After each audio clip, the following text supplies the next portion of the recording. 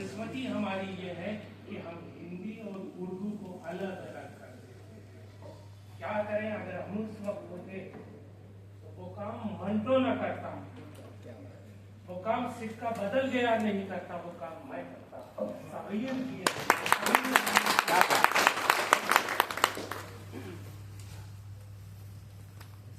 साथ रहा, अभी बहुत अच्छी कहानी सुनी और उम्मीद थी, मैंने फोन पे कहा भी था कि आपकी कहानी सुनने के लिए आ रहा हूँ। वापस आकर कहा कि मैं इसकी कहानी सुनने के लिए आ रहा हूँ। इस तरह की कहानियां हमने अपने स्टूडेंट लाइफ में सुनी है, जब सफदर हाशमी खड़ा होता था और सफदर हाशमी रफ्ता के प्लेटफॉर्म से कहता था कि इसका तलफ़ुज़, प्रोनाउंसिएशन हम किससे सीखे। तो जाता था वो केपी सिंह के पास, नमिता सिंह के पास, और ये दोनों कहते थे कि फाज़िल अब्दुल सत्तार से। मैं जनवादी लेखक का फाउंडर्स मेंबर हूं और इस वक्त भी अध्यक्ष हूं अलीगढ़ का। थापा साहब की बात टाल नहीं सकता था। पिछले साल भी हम लोग साथ में ही बैठे थे इसी प्लेटफॉर्म पे। कल के लिए भी बहुत जोर है कि बैठो, लेकिन कल मुझे सदारत करनी है। ऑनलाइन मैंने तय किया होगी प्रेमचंद के लिहाज से चौधरी चरण सिंह यूनिवर्सिटी में इसकी सदारत में कर रहा हूं। सदारत करना कोई चीज नहीं है। जो अभी बात वीरेंद्र जी ने कही, और इसीलिए पिछली बार भी जब हम वीरेंद्र साहब के साथ बैठे थे तो आप नहीं थी, सबिया साहिबा बैठी हुई, सबिया नवाज साहिबा लड़कों की। आज भी प्रेमचंद को किस एंगल को आप पढ़ाएं और किस एंगल को पढ़ें। और आज हमारे स्टूडेंट्स बैठे हुए हैं। हमने जब अभी एफ्टा की बात की है तो ये 50 साल पहले की बात मैंने की है अलीगढ़ की, जब मैं BA अलीगढ़ का ही स्टूडेंट फिर किस तरह से वो मार दिया गया। ये लोग होते हैं प्लेटफॉर्म पर आने वाले। एक एंगल मुझे बहुत अच्छा लग रहा था, लेकिन जरा सी भी बात की, मैं प्रेमचंद की कोई चीज छोड़ ही नहीं सकता, बड़े घर की बेटी को भी नहीं, इसलिए कि इतने डायमेंशंस है प्रेमचंद के यहाँ। किस डायमेंशन से लेंगे? बच्चे की परवरिश, वालिदैन के साथ उनका बिहेवियर, समाज के साथ, सोसाइटी के साथ, माशरे के साथ, या पूंजीपतियों के साथ, हर जगह वो बदल जाता है। बहुत अच्छा, बड़ी बात यहाँ पर उठाई गई। 1936 की बात कर रहे हैं। उर्दू हिंदी का हम कोई नहीं कहेंगे। प्रेमचंद भी उर्दू हिंदी कुछ नहीं जानते थे। प्रेमचंद ने उर्दू में लिखा, ने हिंदी में लिखा। प्रेमचंद ने इंसान की जुबान में लिखा, हिंदुस्तानी। प्रेमचंद ने हिंदुस्तान के दर्द को समझा, उसके दुख को समझा, तो कोई राइटर नहीं समझ सकता है। राइटर बैठो मैं सुनने के लिए आया है। अभी 2 महीने पहले, 3 महीने पहले इनके नॉवेल को रिलीज करने के लिए अलीगढ़ की BCDI और दूसरे उससे पहले की भी वाइस चांसलर, जिस वक्त हम लोग कह रहे थे राजीव प्रकाश साहिल साहब से कि आपका नॉवेल हम रिलीज कर रहे हैं, इसलिए नहीं कि हम प्रेमचंद की झलक इसमें देख रहे हैं। प्रेमचंद 1936 से पहले का अगर अदीब कोई कहता है तो वो अदीब नहीं है, राइटर नहीं है। वो पूंजीपतियों का करता धरता है, उनकी बात कर रहा है। सिर्फ मैं नाम आपको गिना दूं, अपने सारे कागजात उधर रखेंगे। थापा साहब आप सुनिए। आबादी के ऊपर बात हुई, उर्दू नहीं बोलेंगे तो फिर बेकार प्रेमचंद को नहीं समझ सकेंगे। एक लड़की आती है 9 अप्रैल 1936 को लखनऊ यूनिवर्सिटी के रिफाए आम हाल पे, और एक अपने सीनियर से कहती है कि मेरी कहानी आपको कैसी लगी। उन्होंने कहा तुम्हारी कहानी मुझे बहुत अच्छी लगी है, लेकिन अभी सबसे बड़ा कहानीकार कल आने वाला है, उसको तुम सुनाओ। वो बुजुर्ग था हसरत मोहानी, वो लड़की थी रशीद जहां।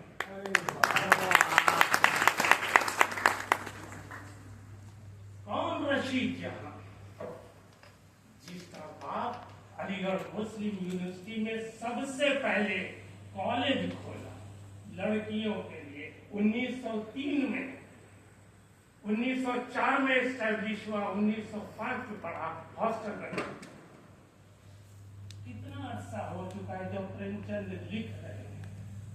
उनकी बेटी है डॉक्टर रशीद जहां, फर्स्ट लेडी मुस्लिम लेडी जो MBBS डॉक्टर थी, और वो इस वक्त MBBS डॉक्टर आपके ही यूनिवर्सिटी में खड़ी हुई थी।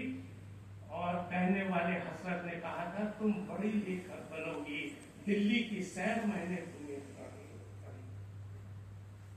मौलाना ने जब दिल्ली की सैर को इग्नोर नहीं किया तो हम सगीर क्या होते हैं कि बड़े घर की बेटी को इग्नोर कर सकते हैं। कमल किशोर गोयनका कहते हैं बहुत सी बातों के हमें उनसे इख्तिलाफ है, सख्त इख्तिलाफ है, लेकिन वो भी कहता है कि कहानी लिखना या जब कहानी फिक्शन में होता है, कहानी नॉवेल या ड्रामा, तो वो बिल्कुल अलग उसका अंदाज होता है। हमारी तरह वो जोश में नहीं आएगा, आपकी तरह जोश में नहीं आता है, वो तो सिमटता चला जाता है। और इस तरह से प्रेमचंद सिमटता चला जाता है जैसे किरदार में खुद तहलील हो गया, डूब गया, उसी में जज्ब, और उसके अंदर से एक नया किरदार उभरता है, वो किरदार अमर हो जाता है। अब मैं उनके कुछ के नाम सुना दूं उस दौर के जब प्रेमचंद लिख रहे थे। और बहुत मामूली से आदमी, सिर्फ टीचर, हम फौरन बताते हैं कि हम प्रोफेसर हैं, हम ये बड़ी यूनिवर्सिटी में हैं, बड़े ओहदे पे हैं, हम डायरेक्टर हैं, वो कभी नहीं कहता है। उसके गैर मुस्लिम राइटर जो अपने वक्त में अगर राइटर बड़ा हो गए, उसको सम्मान मिल जाए, उससे बड़ा कोई नहीं होता है। ये बैठे हैं राजीव प्रकाश भाई। गैर मुस्लिमों में सुनिए रमा जो कहता है कि रुबाई में उर्दू में सबसे बड़ा शायर था अपने दौर का, इसी लखनऊ यूनिवर्सिटी का अंग्रेजी का ग्रेजुएट, इंग्लिश के ड्रामों का ट्रांसलेटर, रुबाई का उर्दू का शायर। पूरा नाम सुन लीजिए, जगत मोहन लाल रामा। और उसने लिखा है प्रेमचंद के बारे में। दूसरा नाम सुन लीजिए, प्रेमचंद के दोस्तों का फ्रा, रघुपति सहाय फ्रा। तीसरा नाम सुन लीजिए जो दोस्त भी है प्रेमचंद का, गैर मुस्लिम, उसका नाम है दया नारायण निगम, जो कभी भी अपने ड्राइंग रूम में आता था तो बगैर शेरवानी के बटन के नहीं आता था। उसका दोस्त था हड्डी धोती वाला, और सम्मान दिया था। जिस वक्त लाल सामने, उसके घर के सामने अगर कोई कानपुर रहे तो परेड ग्राउंड, और परेड ग्राउंड के सामने लाल इमली के सामने जहाँ आज सोमदत्त प्लाजा बना हुआ है, सुनील दत्त के भाई का, उस जगह बैठता है। और सुनिए, राशिदुल खैरी प्रेमचंद के साथ लिख रहे हैं और प्रेमचंद के साथ मर भी गए 1936 में। दोनों साथ लिख रहे, दोनों अफसाना निगार, दोनों नॉवेल निगार, दोनों ड्रामा निगार। दोनों ने मैगजीन निकाली लड़कियों के लिए, औरतों के लिए। आज भी उसकी मैगजीन इस उर्दू की बहुत बड़ी मैगजीन है जो उसके बेटे की बेटी निकाल रही है, लेकिन हमारे देश में नहीं, विदेश। उसका नाम था इस्मत, उसकी मैगजीन का नाम था। उसने मैगजीन निकाली खातून, उसने एक सोसाइटी बनाई। नात के माने होते हैं लड़कियां, राशिदुल खैरी। और राशिदुल खैरी ने 2 प्रेमचंद के कहानी संग्रहों का प्रीफेस लिखा, लेकिन आज राशिदुल खैरी को नहीं जानती, सैकड़ों हजारों नहीं जानते। इतना सब कुछ लिखने के बाद, क्योंकि लिखने वालों की कमी नहीं है, राइटर्स की कमी नहीं है, काम करने वालों की कमी नहीं है, उस तरह से डूब के लिखने वालों की कमी है, उनमें इसलिए पहचाना जाता है। और एक नाम सुन लीजिए, साकिब कानपुरी। सिर्फ नाम गिना के हमने सारी फाइल हटा दी। जैसा मैं अपनी शीशी ले लूं, सिर्फ नाम गिना तो बाकी चीजें हटा दी। साकिब कानपुरी जो सज्जादा नशीन, दादा मियां चौराहा खानका, जिनके हजारों लाख उम्र, जिनके बेटे बड़े फिक्शन राइटर थी, अबुल खैर कश्ती, अबुल हसना आखरी, इनके कहते थे, जिनका जिक्र किया है पूरा हसरत ने किया और खुद प्रेमचंद ने किया है। आदमी तो ये है, इससे क्या पड़ता, ये तो अगर घर के अंदर भी आएगा, बहुत बड़े मौलाना जिनके आज भी हैं, हजारों मौजूद है, बेकनगंज पूरा कानपुर टूटा है, कि ये जो आएगा तो हमारे बच्चों को कुछ सिखाएगा। और ये सब कानपुर में उसी जमाने में रह रहे एक और इनका साथी था, और उसका नाम था पंडित बद्रीनाथ सुदर्शन, जो लाल इमली में मुलाजिम था और कहानियां लिखा। एक और मौलाना का नाम सुन लीजिए, मौलाना अब्दुल माजिद दरियाबादी, यहीं के करीब के बहुत बड़े आलिम, जिन्होंने कहा है कि प्रेमचंद, जिनके पूरा लेख है और जय नारायण निगम ने जमाने में पब्लिश भी किया है, राइटर हो ऐसा। एक और नाम सुना दे, रशीद अहमद सिद्दीकी, उर्दू का तालिब इल्म स्टूडेंट है। अगर रशीद अहमद सिद्दीकी को नहीं जानता, अलीगढ़ियन मेरे सामने बैठे हुए लखनऊ के पूरी सोसाइटी को जानने वाले, अगर रशीद अहमद सिद्दीकी को नहीं जानता तो वो उर्दू का राइटर है। क्योंकि रशीद अहमद सिद्दीकी जिस वक्त लिखते थे बैठ के, तो उनका दोस्त जाकिर हुसैन खड़ा रहता था, जो बाद में प्रेसिडेंट ऑफ इंडिया। उस रशीद अहमद सिद्दीकी ने दो शागिर्द अपने पैदा किए, जो तमाम प्रेमचंद के ऊपर लिखते रहे। एक का नाम है कमर रईस और दूसरे का नाम है राही मासूम रजा। ये लोग जिन्होंने अपने दौर में प्रेमचंद को समझा। और भी एक जो धार्मिक, कट्टर धार्मिक, यहीं से शरीफ के रहने वाले थे, उन्नाव के भगवती प्रसाद माधव, जिनको क्रांतिकारी आंदोलन के बहुत बड़े क्रांतिकारी आंदोलन के शुरू थे, जिन्होंने काकोरी केस की पैरवी की, उन्होंने लिखा है। और जो सनातन प्रतिनिधि सभा के सेक्रेटरी भी बाद में रहे, प्रेमचंद जैसा राइटर अगर हमें मिलेगा तो हम अमर हो जाएंगे। गणेश शंकर विद्यार्थी के प्रताप को देखिए, और उसमें उनके साथ ये लिखा है कि अरे ये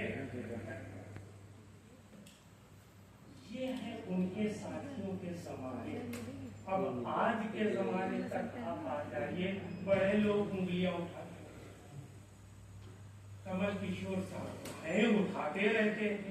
हम जब अपने अलीगढ़ में देखते थे, तो आपको मैं जिक्र बता रहा हूँ कि उस वक्त हमारे यहाँ दो ग्रुप थे। एक जिनके साथ लोग से सीखते थे, वो थे कुंवर राम सिंह यानी केपी सिंह, और उनकी बीवी नमिता सिंह। आज ये अलग, और उसी हिंदी डिपार्टमेंट में ही हमारे एक और कर्म फरमा रहते थे, शैलेश जैदी, जो इख्तलाफ फौरी करते थे प्रेमचंद से। हम लोग जाते थे कि सर आप इख्तलाफ क्यों करते हैं, और जब आप क्लास में होते हैं और जब बात करते हैं तो प्रेमचंद को वैसे ही मानते हैं। तो कहते थे मैं प्रेमचंद से थोड़ी इख्तलाफ करूं, मैं तो कुंवर पाल सिंह से कर रहा हूँ, जन्मादि लेखक संघ से कर रहा हूँ। यही कमल किशोर गोयनका का कहना है। जब वो दिल्ली की बातें हटा दीजिए, जब अलीगढ़ आते थे या बुलंदशहर में बातें करते थे, तो दूसरी बातें कहते थे कि नहीं प्रेमचंद को तो मैं मानता हूँ, ये भी है, ये भी है, ये भी है, मगर उनकी मदद इतने खतरनाक होती है जिसके ऊपर हम लोग खामोश होते थे, नहीं बोल सकते थे, आप लोग बोल सकते थे। ये हमारे लोग हैं। बहुत अच्छी चीजें होती हैं। अब हम मकान में नहीं रहते हैं साहिब साहब। एक आप साहिब है हमारे दोस्त, एक साहिब जिसके ऊपर हमने मोनोग्राफ लिखा था, जिसने कुछ रशीद अहमद सिद्दीकी जिनका नाम ले रहा हूं, उनकी बेटी बंबई में रहती थी। रशीद साहब ने अपनी दोनों बेटियों को प्रेमचंद के रंग ढंग में डाल दिया था। उनकी बेटी के घर के ऊपर के हिस्से में साहिब किराए पे रहते थे और नीचे वो अपने पति कृष्णचंद्र के साथ रहती थी। और जब भी जिक्र होता था तो सिर्फ होता था वो। उन लोगों से हम बात बताते हैं कि हम लोग अब मकानों में तो रहते नहीं। मकान का नाम रशीद साहब का ये आता है कि रशीद साहब जिस बंगले में रहते थे वो कहलाता था सिर्फ गुलाब कितने किस्म का होता है। उनके दो बेटे, दो वाइस चांसलर, दोनों वाइस चांसलर और दोस्तों प्रेसिडेंट ऑफ इंडिया। वो कह हमारे यहाँ ये सब चीज है कि हम आज मकान में नहीं फ्लैट्स में रहते हैं, चाहे जितना बड़ा फ्लैट। बैठे हुए इसीलिए मैं इशारा कर रहा हूँ, इन्होंने गोमती के ऊपर ही पूरी अपना नॉवेल बेस किया है। तो हम चाहे 30वीं मंजिल पे रहे या 22वीं मंजिल पे रहे, पौधे लगाते हैं, सींचते हैं, पानी देते रहते हैं। पौधे सिर्फ नहीं लगाए, ऐसे दरख्त लगाए जिनके साए में पूरा हिंदुस्तान रहेगा, बल्कि दुनिया रहेगी। उसकी सोच कितनी बड़ी। हम पौधे लगाते हैं और उसके बाद देख लेते हैं। हम पेड़ कटते हैं, हम नहीं पता चलते उसने पेड़ से, पौधों से, जानवरों से, जिनका भी जिक्र आप लोगों ने किया, मोहब्बत की और मोहब्बत दी। कोई उसने तखसीस और तमीज औरत में नहीं की। औरत उसके लिए हमेशा पूजनीय रही है, कभी भी किसी भी सूरत में हो। औरत तो बहुत चीज, जहां लफ्ज मां लग जाए वो उसके लिए चाहे उसकी, और यही पूजनी उसके लिए ये धरती बनी है, जहां धरती से पेड़ भी उग रहा है, जिस पर आपने पूरा नॉवेल बेस कर दिया है, और इसी धरती से उसके यहाँ है, उसके यहाँ बैल है। सब गाय का जिक्र बहुत करते हैं, गौ माता का, उसके यहाँ बैल भी है, लेकिन वो चढ़ता है उस बैल से जिसके ऊपर पट्टी बंधी हुई हो। हमारे बच्चे जानते भी नहीं है कि कोल्हू का बैल क्या होगा।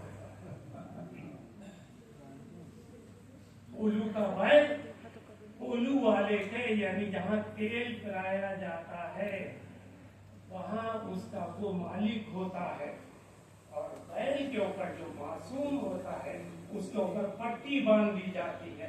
वो पट्टी जैसे कानून के आंखों पर बांध दी जाती है, लेकिन बैंक आपको प्रेमचंद ने बताया कि हमें कुत्तों से, कुत्ता क्या है, कुत्ता क्या है, जानवर क्या है। जानवर वफादार है, चाहे कुत्ता हो, बैल हो, गाय हो, बकरी, वफादार है। अगर वफादार नहीं है तो इंसान, अगर इंसान बन गया तो सारे काम बन जाएंगे, बच्चे से लेके आखिर तक। एक आखिरी जुमला, उसके बाद पहली कहानी